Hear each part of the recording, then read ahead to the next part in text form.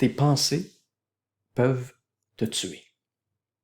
Je sais, ça commence rough, mais si tu penses présentement à t'enlever la vie, il fallait que je te parle rapidement de suicide.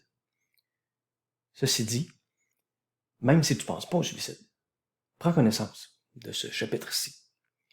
Il contient des informations importantes pour mieux comprendre ton cerveau lorsqu'il est sous stress. Statistique Canada nous révèle que de l'adolescence à l'âge mûr, le suicide, c'est l'une des causes principales de décès, aussi bien chez l'homme que chez la femme. C'est donc important d'avoir des outils concrets pour soulager la souffrance, puis éviter d'en arriver au suicide. Le défi donc d'aujourd'hui, c'est de demander de l'aide si tu ne vas pas bien. Je te donne un numéro de téléphone de service de prévention de suicide du Canada. Ouvert, bien sûr, 24 heures sur 24, 7 jours sur 7, 365 jours par année. C'est un service qui s'offre autant en français qu'en anglais. Alors, si tu penses à t'enlever la vie, utilise ce numéro de téléphone-là sans frais tout de suite. Arrête la vidéo et utilise le numéro de téléphone 833 456 456 6. Voici pourquoi c'est important que tu demandes de l'aide. La trousse de premiers soins émotionnels que j'ai mis sur place, ça t'offre de l'aide, bien sûr. Mais si tu penses au suicide, tu as besoin d'une personne devant toi ou au minimum au téléphone pour te soutenir dans cette épreuve difficile-là. Si tu t'enlèves la vie, tu ne vas pas pouvoir constater par toi-même que tu as effectivement la force de surmonter cette souffrance-là. Présentement, je le sais, cette souffrance-là est plus forte que toi. Mais c'est seulement parce que personne t'a appris quoi faire pour surmonter des épreuves comme ça et qu'en ce moment présent, la souffrance est insoutenable. Je veux que tu aies la chance de t'en sortir, puis de découvrir les belles choses qui t'attendent si tu restes avec nous, et ce, même si présentement, tu crois probablement qu'il n'y a pas tant de belles choses que ça qui peuvent t'attendre. C'est justement pour ça que je veux que tu ailles chercher de l'aide maintenant. Selon l'Association québécoise de prévention du suicide, la personne qui pense au suicide entretient souvent 3 perceptions. La première, j'ai pas ce qu'il faut pour m'en sortir. La deuxième, les autres peuvent pas vraiment m'aider. Puis la dernière, mon état, ça va pas changer, ça va pas s'améliorer. C'est ces 3 pensées-là qui, chaque année, tuent une personne chaque minute dans le monde, selon infosuicide.org. Au Québec, c'est une personne qui se suicide à chaque 8 heures. 3 par jour. Si ces pensées-là étaient vraies, j'ai pas ce qu'il faut pour m'en sortir. Les autres peuvent pas m'aider. Puis mon état, ça s'améliorera pas, ça changera pas. Moi aussi, je voudrais m'enlever la vie. Qui veut continuer de souffrir indéfiniment sans espoir d'amélioration, de guérison? Il n'y a personne. Et le problème, c'est que ces 3 affirmations-là, ces 3 pensées-là sont fausses. Et tu les crois, probablement, seulement parce que personne t'a enseigné comment surmonter les épreuves de la vie et parce que tout ce stress-là fait que ton cerveau n'a pas accès à tout son potentiel. Je vais te le prouver tout de suite avec un cas réel. Je vais te partager la vidéo de ce cas-là dans quelques instants. C'est l'histoire d'un artiste qui fait de magnifiques tableaux. Et ce qu'il dessine est entièrement fait avec des petits points. Malheureusement, avec les années, cet artiste-là développe un tremblement au niveau de sa main. Puis le tremblement, l'empêche de faire ces fameux petits points-là. C'est plus des points, ça devient comme des crochets à cause des tremblements. Alors, il est découragé, puis il consulte un neurologue qui lui confirme qu'il y a des dommages neurologiques permanents à sa main. Alors, désespéré, il abandonne sa passion. Voici ma question. Toi qui ne vis pas ce problème-là, est-ce que tu vois des solutions qui pourraient faire en sorte que cet homme-là puisse continuer d'être un artiste malgré ses tremblements? Chaque fois que je présente ce cas-là à mes étudiants, ils trouvent des solutions en quelques secondes à peine. Ils pourraient utiliser l'autre main. Il pourrait changer son style d'art. C'est sûr. C'est les deux réponses, presque instantanées, que mes étudiants trouvent toujours. Toujours. Ma deuxième question, comment ça, cet artiste-là n'a pas trouvé ces réponses-là et a plutôt abandonné son art? Ben, encore une fois, mes étudiants répondent sans problème. Probablement qu'il n'y avait pas assez de recul dans la situation pour trouver ces solutions-là. Et c'est encore une fois très exact. L'homme en question, l'artiste, s'est laissé submerger par ses émotions en lien avec la terrible nouvelle des dommages neurologiques permanents à sa main. Et, comme c'est toujours le cas,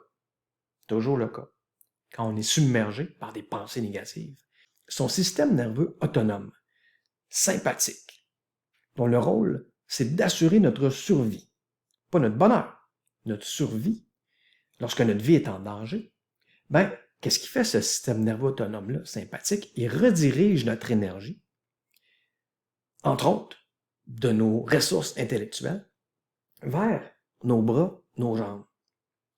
C'est très utile quand notre vie est en danger, parce que dans ces moments-là, soit on va combattre le danger pour sauver notre vie, ou on va fuir le danger, encore une fois, pour survivre. Mais c'est pas très utile pour voir des solutions à ce qui va pas. Dieu merci, cet homme-là avait une vraie passion pour l'art.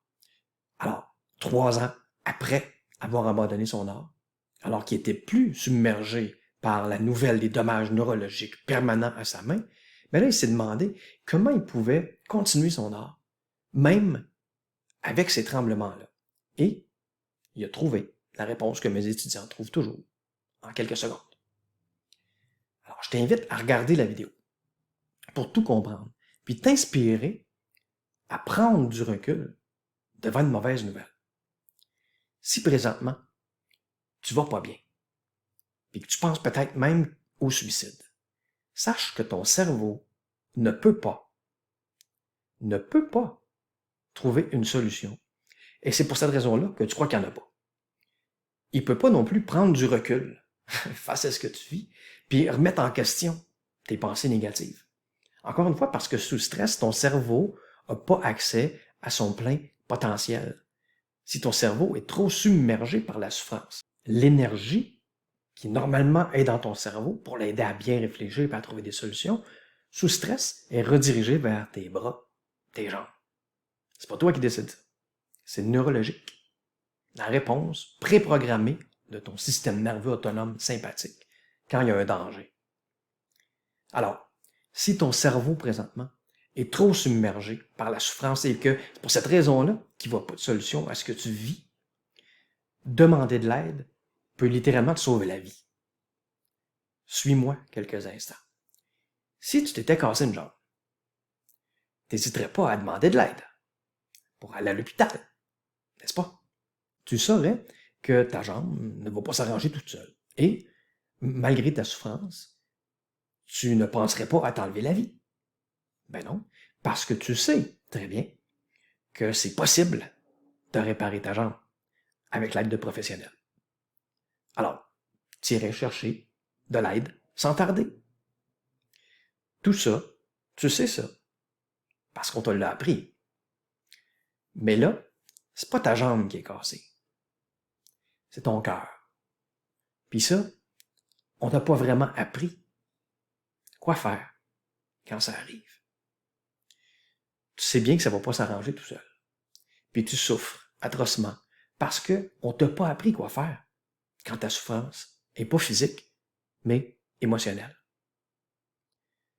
Voilà pourquoi tu penses peut-être que la seule façon de faire cesser cette souffrance-là, c'est de t'enlever la vie. Mais fais pas ça. Fais pas ça parce que l'idée de t'enlever la vie, c'est la conclusion d'un cerveau qui n'a pas présentement accès à tout son potentiel parce que il souffre, il est sous stress. La solution, c'est la même qu'avec ta jambe cassée. Tu dois te demander de l'aide tout de suite. C'est urgent. C'est urgent parce que tu penses à t'enlever la vie et que, comme moi, si tu te permets de passer à travers ce moment atroce-là, tu vas découvrir que la souffrance va diminuer. Puis tu vas être content d'être encore là pour le voir.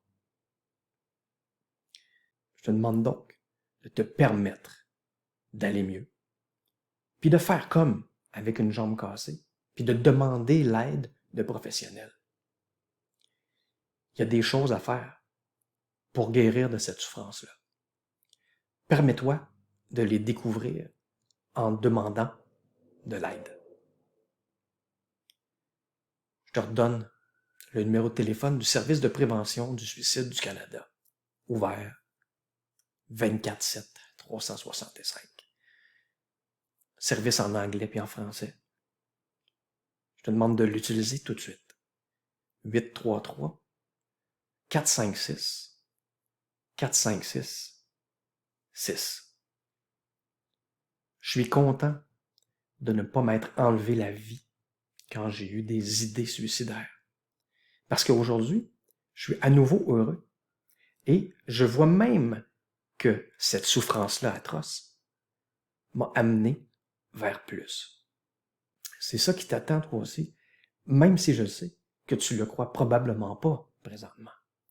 Ton cerveau est juste pas en état présentement de voir du positif. Il souffre trop. Puis c'est pourquoi je veux que tu demandes de l'aide.